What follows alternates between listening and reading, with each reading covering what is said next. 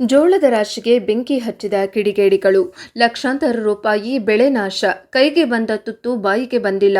ಸಂತೋಷದ ಕ್ಷಣದಲ್ಲಿ ನೋವಿನ ಕಣ್ಣೀರು. ಇನ್ನೇನು ಬೆಳೆದ ಬೆಳೆ ಕೈಗೆ ಸಿಗಬೇಕು, ಅಷ್ಟರಲ್ಲಿ ಬೂದಿಯಾದ ಜೋಳದ ರಾಶಿ.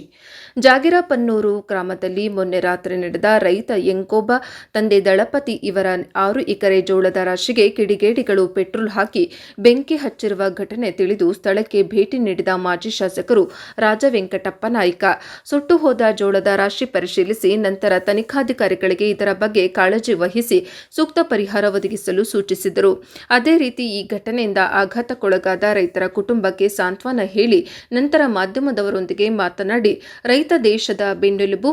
ಇಂತಹ ಸಂಕಷ್ಟದ ಸಮಯದಲ್ಲಿ ಸರ್ಕಾರ ಮತ್ತು ಸ್ಥಳೀಯ ಜನಪ್ರತಿನಿಧಿಗಳು ಅಧಿಕಾರಿಗಳಿಗೆ ರೈತನ ಬೆನ್ನಿಗೆ ನಿಂತು ನ್ಯಾಯ ಒದಗಿಸುವುದು ಅತ್ಯಗತ್ಯವಾಗಿದೆ ಎಂದರು.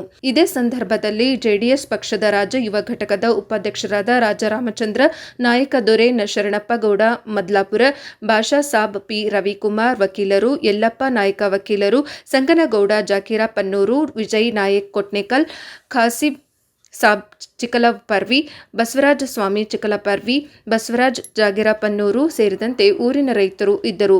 ವರದಿ ಎಂಡಿ ಗೌಸ್ ಮಾನ್ವಿ, ಪ್ರಜಾಪವ ಟಿವಿ.